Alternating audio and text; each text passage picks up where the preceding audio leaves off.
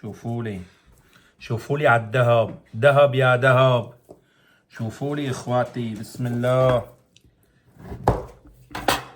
بسم الله. شوفوا لي على هالرزق، الله يبارك لك يا هالصالحاني، الله يبارك لك، الله يبارك لك. شوفوا. السلام عليكم، مرحبا، كيفكم؟ اليوم حابين نعمل نحن وياكم طريقة المعمول ان شاء الله مع بعض. انا هون عند مني كليين طحين، هذا الكليين طحين انا ناخلهم. بلزمني هون سمنة حيواني كيلو.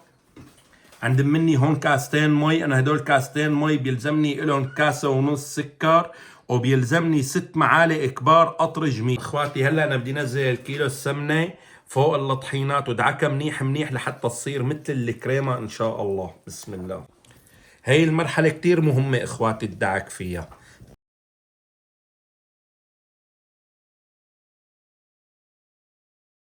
انا بدي احطها بالبراد اخواتي شغلة نص ساعة اذا الله راد. هلا حننزل السكر، بسم الله الرحمن الرحيم. كتير مهم تحركوهم منيح اخواتي. وهلا نحن حننزل القطر عليهم ان شاء الله. بسم الله. 6 معالق انا بيلزمني. حركوهم كتير منيح اخواتي، وبعد منا بتحطوهم بالبراد. هلا بدنا نجهز الحشوات ان شاء الله اخواتي. شايفين ما شاء الله على الفستقات. هلا بدنا نبلش فيهم. انا بحطهم هون اخواتي، بس هيك بنمشي الشوبك لحنا لحتى يتكسروا منيح معانا.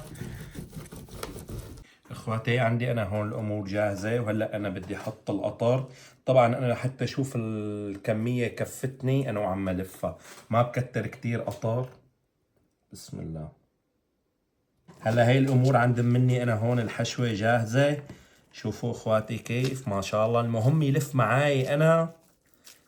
شايفين كيف لفت معاي؟ ما بيهمني انا يكون فيها كتير قطر. وهلا انا بدي احط لها نص معلقه سمنه مشان تعطي النكهه اطيب، وما بدي كتر كتير. شو السبب؟ رح بقول لكم شو السبب ليش ما الواحد ما لازم يكتر. بس تكتروا قطر وسمنه اخواتي وانتوا عم تشووا بتلاقوا القرص صار يشقق معكم. كمان الجوز اخواتي نفس الطريقه بدي اعملها. هي صرنا بحشوة الجوز، ومثل ما قلت لكم ما بنكتر قطر. شايفين ما شاء الله.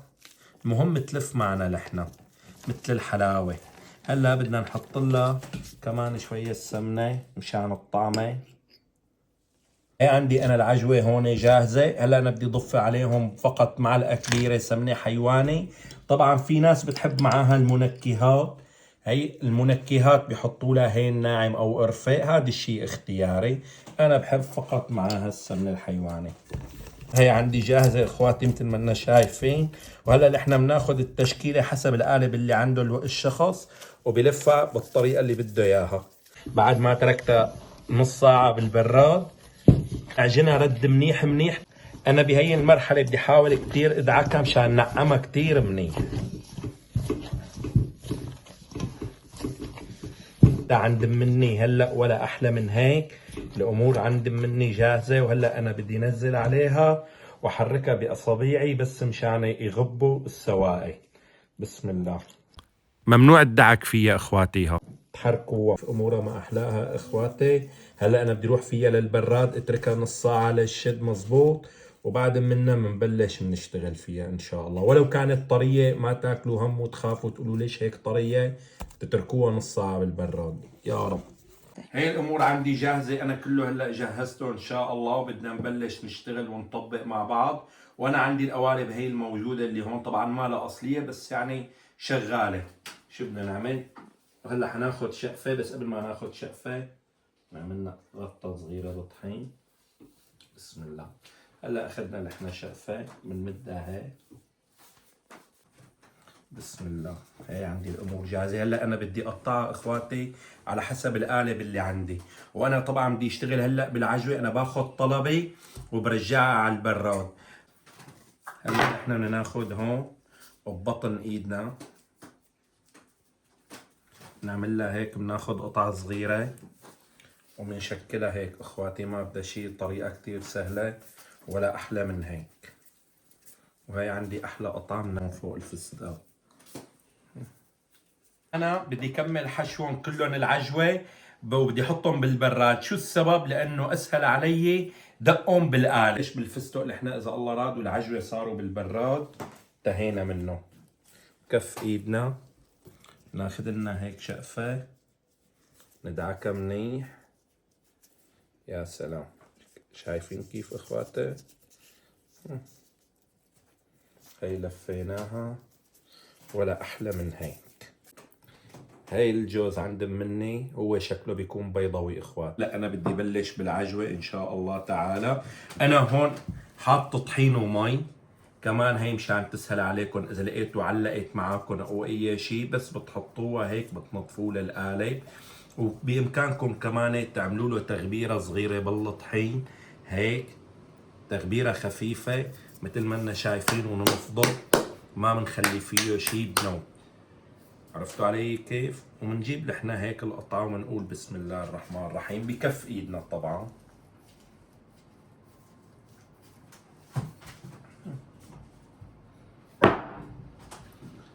شايفين اخواتي على الرسمة ما احلاها ما شاء الله. هلا حنغير نحن الآلة، نشوف رسمة ثانية كيف نحن حتطلع. مثل ما قلت لكم بامكانكم، اما لسه ما اشتغل فيه، بامكانكم تعملوه هيك او تعملوه هيك غطية طحين مثل ما حكيت لكم انا بقلبه ومننظفه، وتكون القطعة شوي باردة عند منا. وبضمن لكم انا هي الطريقة اذا بتتبعوا الوصفة وبتتبعوا الامور كلياتها ان شاء الله لا شيء بلزق معاكم ولا بتروح رسمة ولا اي شيء ان شاء الله تعالى. وبكف ايدنا طبعا نحن بنعمل لها كبسة صغيرة. بسم الله. يا رب. شايفين لي شلون ما شاء الله؟ وان شاء الله بتدعوا لي. هلا انا جايب جرابه هون جديده اخواتي عندي، بتغسلوها اهم شغله قبل ما نبلش فيها، واهم شغله تكون جديده، اوعكم تكون ملبوسه الله يرضى عليكم. كمان بنحطها بقلب القالب وبنشتغل فيها، بس انا بحب هي الطريقه اللي متعود عليها، اسهل لي واريح لي واسرع. بس انا اعطيتكم هي الطرق اخواتي يلي بتلاقوها مناسبه لكم واريح لكم تشتغلوا فيها اذا الله راد. بسم الله. شايفين؟ الله يبارك لك يا صالحاني على هالشغل. هلا حنبلش بالفستق ان شاء الله اخواتي، وانا مشغل على الفرن، والفرن صار له تقريبا نص ساعه قبل ما بلش انا شغلته وشاعل بس فوق. وهلا نحن حنبلش بالصواني. اذا كان شخص لحاله اللي عم يشتغل بجهز اول صينيه بحطها بالبراد، بيرجع بجهز الثانيه والثالثه وبحطهم كلياتهم ورا بعض يعني. بس اهم شغله ما نشتغل نحن مع الفرن، لانه اذا بالمطبخ عم نشتغل الفرن جنبنا والمكان كتير حامي بتطرى كتير وبتعذبكم الشغل. بسم الله. بنقول يا رب. شوفوا لي على هالرسمه ما احلاها. شايفين؟ شوفوا لي على الفستق شلون باين. شايفين ما شاء الله؟ الله يبارك لك يا صالحاني على هالرزق. فستق على الاول اخواتي. عصارة الليمون وجرابة انا هي ما بستغني عنها على فكرة، لكل موديل ما احلاه، انا هي ما بستغني عنها بنوم.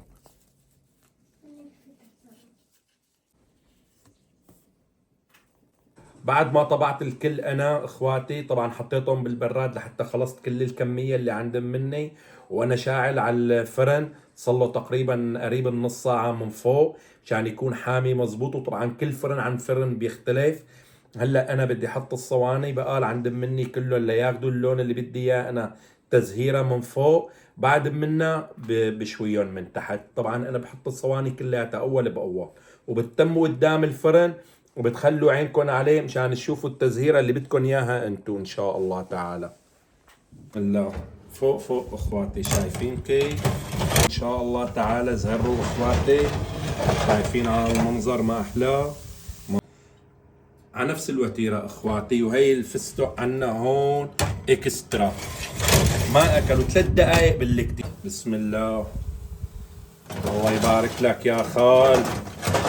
شوفوا لي على هالرزق، شوفوا لي على هالمنظر، شي بعصارة الليمون شي بالقالب. شوفوا لي على هالتحفة، شوفوا لي على هاللوحة. آخر صينية عند مني الجوز. بسم الله الرحمن. وهي صارت الأمور عنا جاهزة. وهلا على الأرضية يا إخواتي. بسم الله. 2 3 بالكتي. هي المرحلة اختياري. عنا سمن حيواني هون، هلا انا بدي اعمل لهم دهنة بعد ما طلعتهم من الفرن وامورهم جاهزة. اذا انتم كنتم مساوينهم بسمنة نباتي، هذا الشيء بيخليكم تقوى النكهة تبعهم بالسمن الحيواني. مين ما داقوا او اي شخص دا بيعرف انه هون عنا لحنا سمن حيواني. بسم الله. دهنة صغيرة اخواتي، ومنه بيعطي لمعة للقرص. هلا كمان انا هي بشويه 3 دقائق، وبعد ما تخلص اخواتي كمان بعمل لها نفس هذيك دهنه على الوش. وهي التشكيله كامله اخواتي عنا هون، والامور كلياتها جاهزه الحمد لله رب العالمين. ولا احلى من هيك. بسم الله. شايفين لي على هالمنظر؟ شايفين لي؟ شوفوا لي ها، شوفوا لي على الدقه. وهي القوالب اللي عندي مو اصليه ها، شايفين اخواتي؟ وشوفوا لي الهرمات، هرمات الجيزة شفتوهم؟ وهي عندكم كمان ما شاء الله. شوفوا لي العجوة، شايفين البركة؟ بسم الله. شوفوا لي على الذهب، ذهب يا ذهب. شوفوا لي اخواتي. بسم الله بسم الله. شوفوا لي على هالرزق. الله يبارك لك يا هالصالحاني، الله يبارك لك، الله يبارك لك. شوفوا لي، شايفين ما شاء الله. اتبعوا اخواتي مثل ما انا شرحت لكم بالفيديو بالتفصيل. ان شاء الله بتدعوا لي، وكل سنه ما بتساوي غير المعمول اللي انا ساويته باذن الله. وانا شوفوا القوالب الرسمه عندي شلون، والقوالب اللي عندي مو اصليه. واذا كانت القوالب عندكم اصليه لتاخذوها لسه احلى باذن الله. وكل مين من حيساويها ان شاء الله حيدعي لي، وكل شيء حيدوقها حيعيدها. طريقه تحفظوهم عنكم كانه انتازه ان شاء الله تعالى اخواتي. عند مني هون انا اطرميز وحاطط كيس نايلو. بعد ما احطهم هون انا بسكر الكيس النايلو وبحكم عليهم مزبوط. بسكر عليهم بيتموا عنكم لمدة سنة طرايا، كأنه هلا مساوينهم ومطالعينهم من الفرن. لا تحطوه تحتهم بيناتهم ورق او تحتهم ورق زبدة، بيسحب السمن كلياته، بيعظم تعظيم. بس تطالعوا اخواتي وبصير قاسي. وان شاء الله بتدعوا لي. اخوكم الصالحاني بهذا الشكل اخواتي. بحطهم بهدول، انا بحطهم بهي العلبه وبقدمهم قدام الضيوف بهذا الشكل ان شاء الله تعالى. وما تنسونا من دعويكم الحلوه والمشاركه والمتابعه، وتكبسونا على زر القلب بمعيتكم والجرس. تعليق حلو مثل حكايتكم. والسلام عليكم اخوكم الصالحاني. الفستق شايفين ما احلاها، شو رقيقه اخواتي، شايفين على المنظر؟ باذن الله بتدعوا لي. شوفوا لي الرسمه ها، محفوره حفر، تقولوا حفره ايد مو هيك ما شاء الله. وان شاء الله الله يتقبل طاعتكم يا رب، ورمضان كريم علينا وعليكم. وهلا بدنا نحط لنا مع فنجان قهوه صينيتين 3 ندوقهم بتعرفوا انتم. واللي بيحب كمان يساوي مع باتيفور، انا منزل الفيديو كمان الباتيفور باذن الله بتدعوا لي. وكمان بتحتفظوا الباتيفور بنفس هي الطريقه اللي شرحت لكم اياها.